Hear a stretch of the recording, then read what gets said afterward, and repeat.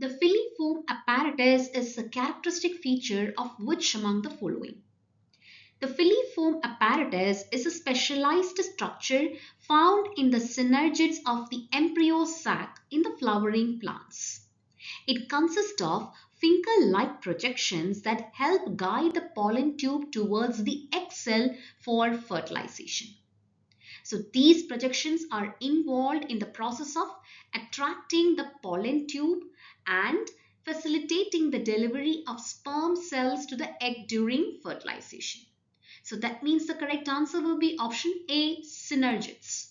Whereas coming to option B, generative cell, this cell is a part of male gametophyte, that is a pollen grain, and it divides to form two sperm cells but does not have a filiform apparatus. So option B is incorrect.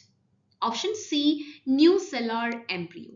Nucellar embryo refers to a type of embryo that develops from the nucellus, that is the tissue surrounding the ovule. So that means option C is also incorrect. Option D, aileron cell. These are the cells found in the seed involving in the storage of proteins. So option D is also incorrect. The correct answer is option A, synergids.